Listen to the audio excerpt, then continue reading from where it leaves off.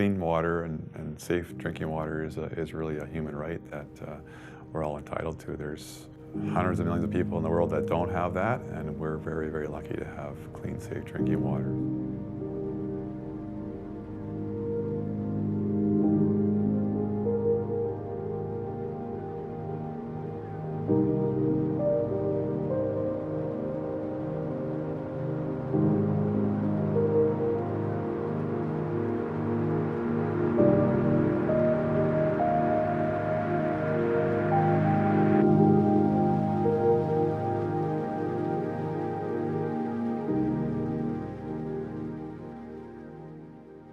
Water is essential to all living things. Without water, there is no life.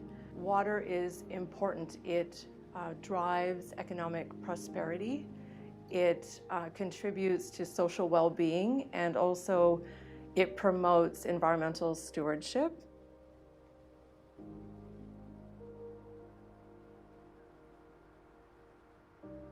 Metro Vancouver's water comes primarily from the precipitation that falls within our 3 watersheds, and also the snowfall that accumulates at these higher elevations within the watersheds.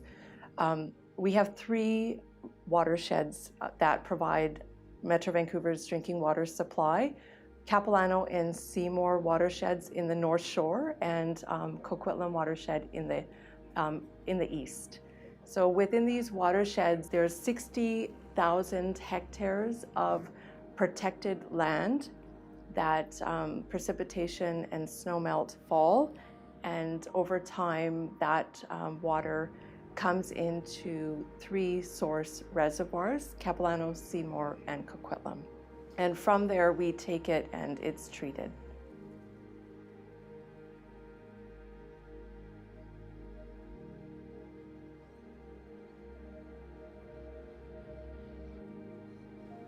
Metro Vancouver is very fortunate in the sense that we rely heavily on the gravity supply. So because our watersheds are at such a higher elevation, and then our treatment plants are just below that elevation, and from these treatment plants we gravity flow down to through our transmission mains to the various member municipalities, and also we do have pump stations within our water transmission system that allows us the flexibility to pump east to west or west to east depending on what is required. So there's a lot of operational flexibility and redundancy that's been built into our transmission system.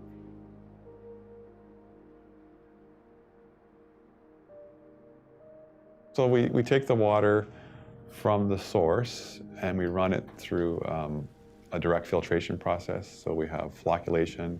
We add some chemicals to flocculate it to form pin flocks, or small particles. We put those pin flocks through a filter, anthracite filter. It's like a hard coal that removes those pin flocks. And then the turbidity, which is the cloudiness of the water, is very, very low as it comes out of the filters.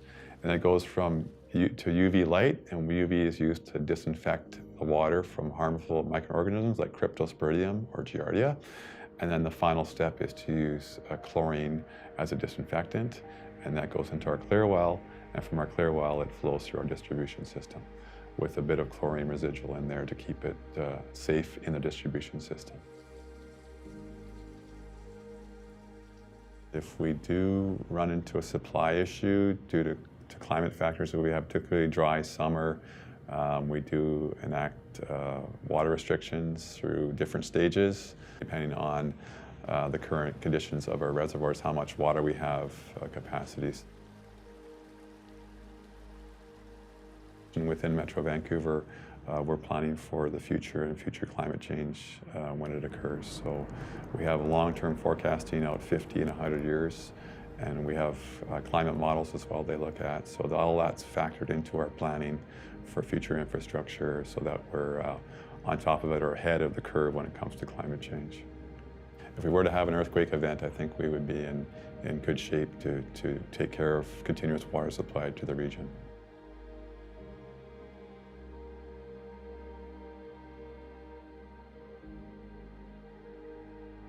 even though that Metro Vancouver's population continues to increase annually, the amount of water per capita and also our peak day water consumption has come down. So collectively, it's behavior change, it's upgrades within our system, and not only upgrades to ensure for growth, but also for resiliency and to ensure that we are designing our plants and others to be mindful of climate change and other factors that are surrounding us.